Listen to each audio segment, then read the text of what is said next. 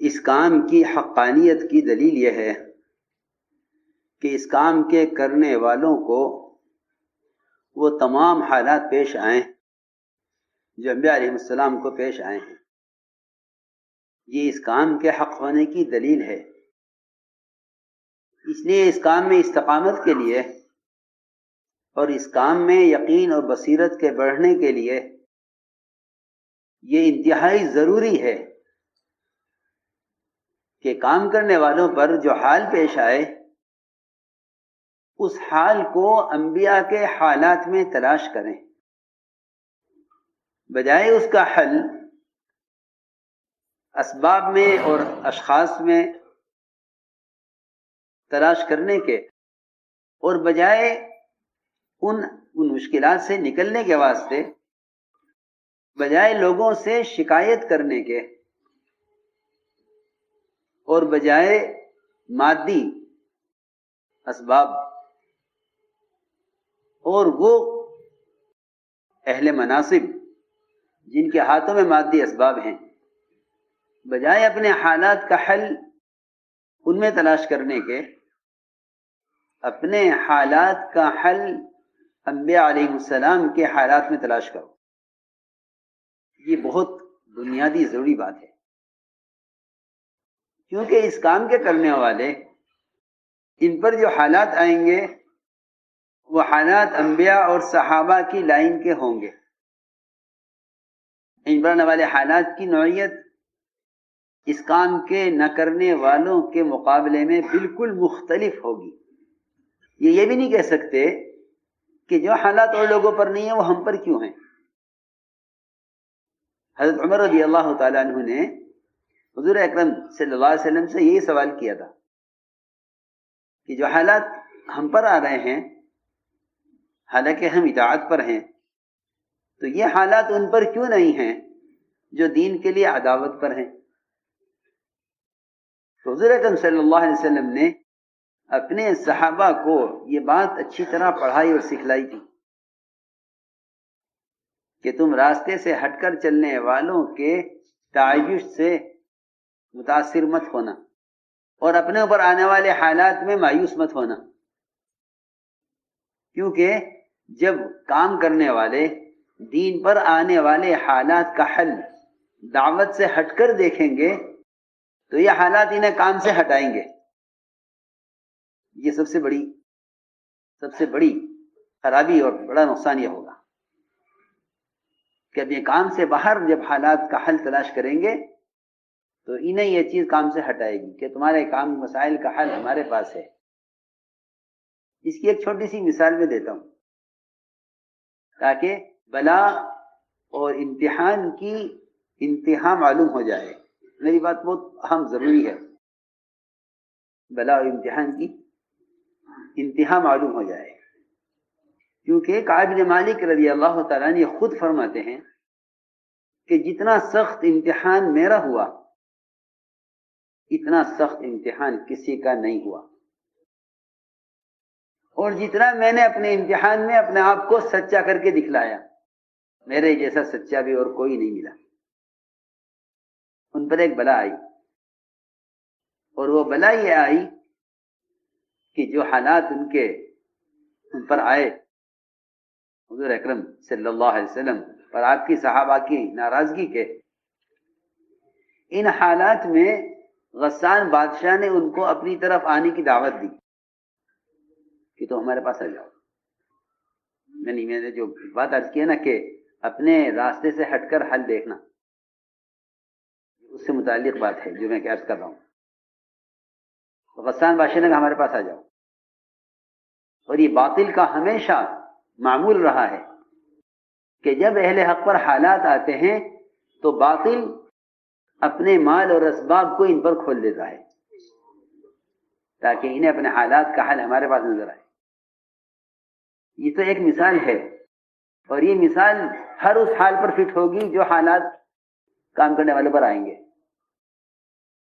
شریعت کے اعتبار سے اور قوانین کے اعتبار سے اور معاشرے کے اعتبار سے اور حرام چیزوں کے، مسلمانوں کے درمیان حرام معقولات اور حرام اسباب کو داخل کرنے کے اعتبار سے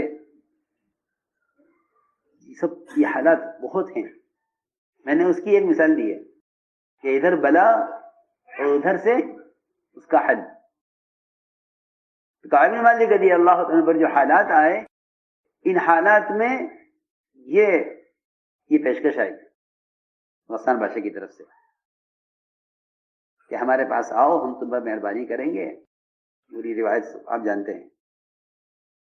تو کعب بن مالک رضی اللہ تعالیٰ عنہ نے قیامت تک آنے والی امت کو یہ سبق سکھلایا کہ جو حال تمہارے راستے میں آئے تم اس کا حل باہر تلافی مت کرنا، اور اگر باہر سے کوئی حل آئے تو اس کو تم نصرت مت سمجھنا بلکہ مصیبت سمجھنا. تو یہ ہے روایت میں کہ کعب بن مالک رضی اللہ عنہ نے اس خط کو تنور میں جلایا اور یہ کہہ کر جلایا کہ ایک مصیبت تو ختم ہی نہیں ہوئی تھی کہ دوسری مصیبت آ گئی. یہ میں نے ایک بلا کا اور امتحان کا ایک نمونہ عرض کیا ہے. ایسے صحابہ کرام کے بے شمار قصے ہیں جس میں حالات میں، تنگیوں میں، تہمتوں میں، جی ہاں، جسمانی اور قلبی اذیتیں پہنچانے میں غیروں نے کمی نہیں چھوڑی، لیکن انہوں نے حل دو راستوں میں دیکھا. ایک اپنے کام پر جمنا اور ایک ستانے والوں پر احسان کرنا کہ ستانے والوں پر احسان کرنا. یہ ہمیں دو حل نظر آتے ہیں ہر قسم کے حالات اور بلا سے نکلنے کے لیے. صحابہ کے صبر کی جو لائن ہیں وہ دو قسم کی ہیں. ایک تو صبر ہے حق پر جمنے کا، ایک صبر ہے وہ جسمانی تکالیف کے برداشت کرنے اور کھانے اور کپڑے کی قلت کے برداشت کرنے کا. یہ صبر کی دو لائنیں الگ الگ ہیں، اس کو سمجھنا بہت ضروری ہے.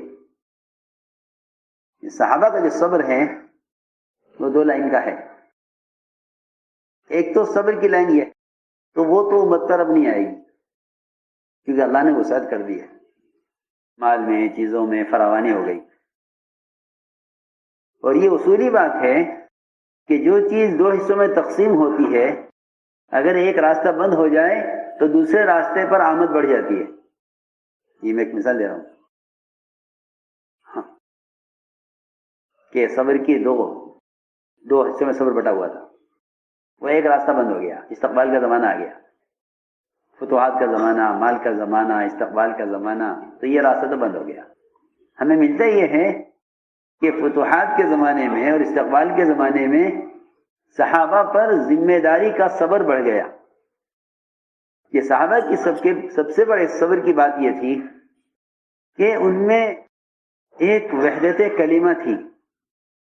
یہ بہت ضروری اور یہ ذمہ داری کی بات ہے، وحدت کلمہ. حضور اکرم صلی اللہ علیہ وسلم کے پاس ایک عملہ تھا مجتمع اور معتمد، جس کو پرانا کہتے ہیں، ہماری اصطلاح میں وہ آج پرانے کہے جاتے ہیں. وہ زمانے میں ایک معتمد عملہ ہوتا تھا، معتمد ایک عملہ ہوتا تھا. وہ معتمد عملہ، میری بات بہت ضروری ہے، یہ معتمد عملہ باطل کی مداخلت سے حفاظت کرتا تھا کہ باطل کہیں سے داخل نہ ہو سکے. یہ ایک دائرہ تھا، رنگ، مضبوط دائرہ تھا. اس دائرے کا ایک کڑا وہ حضرت عمر تھے. اشدہم فی امر اللہ عمر، اس لیے فرمایا. اور حضرت عمر کی وفات سے اسلام کے قلعے میں جو دراڑ پڑی ہے، یہ سلما اور یہ دراڑ پھر کبھی بند نہیں ہو سکی. اس سے اسلام نکل رہا، داخل نہیں ہو رہا. میں مثال دے رہا ہوں ساتھ کے ساتھ. تو میں نے عرض کیا کہ ایک پرانوں کا ایک مجموعہ تھا جن کی وحدت کلمہ سب سے اہم چیز تھی، تو کہیں سے باطل داخل نہیں ہو سکتا تھا. صبر کی آزمائش ہے وہ یہ ہے. بھوک کو صبر کر لیا، کپڑے کو صبر کر لیا، یہ کوئی بڑی بات نہیں ہے، بلکہ اس سے بڑی بات یہ ہے کہ صحابہ کرام حضور اکرم صلی اللہ علیہ وسلم کی ہدایات اور آپ کی بات پر ایسے جمنے والے تھے کہ کہیں سے باطل کو داخل ہونے کا راستہ نہیں ملتا تھا. یہ اس کو کہتے ہیں وحدت کلمہ. وحدت کلمہ ایک بات یہ میں نے اس لیے عرض کیا کہ کام کرنے والے ساتھیوں کی اجتماعیت، ان کے درمیان وحدت کلمہ، یہ کام اور دین کی حفاظت کے لیے اتنا ضروری ہے کہ دین سے متعلق تقاضے پورے ہو نہیں سکتے جب تک ساتھیوں میں وحدت کلمہ نہ ہو. یہ صحابہ کی ایک خاص صفت ہے. اس لیے اللہ تعالیٰ نے ان کے ذریعے سے اسلام کو قوت دی ہے. اسلام کو قوت جو ملی ہے وہ صحابہ کی صفت کی وجہ سے ملی ہے کہ صحابہ کرام مداہنت سے پاک تھے کہ باطل کو بھی راضی کرو، حق کو بھی راضی کرو. یہ نہیں، مداہنت نہیں، صحابہ کی یہ صفت ہے. اس لیے انصار کی جو قربانی ہے وہ قربانی صرف یہ نہیں ہے کہ مہاجرین کو ٹھکانہ دیا، کھانا دیا، مکان دیا، اور نہیں، یہ نہیں، بلکہ انصار کی سب سے بڑی قربانی یہ ہے کہ انصار نے آپ صلی اللہ علیہ وسلم کے امور کی تنفیذ کے لیے اور انصار نے آپ صلی اللہ علیہ وسلم کی بات کو چلانے کے لیے اپنی قوم کی پرواہ نہیں کی. یہ اصل بات ہے. تو ہم نے عرض کیا کہ سب سے اہم اور اللہ کی مدد کے اترنے کا جو سب سے بنیادی اصول اور سبب ہے وہ یہ ہے کہ جب حق کے چلانے میں حالات آئیں تو اس میں صبر کیا جائے. اس میں صبر کیا جائے. اس صبر پر اللہ کی طرف سے خوشخبری ہے. وبشر الصابرین. جب حق کے چلانے میں حالات آئیں تو اس میں صبر کیا جائے. اس صبر پر اللہ کی طرف سے خوشخبری ہے. وبشر الصابرین.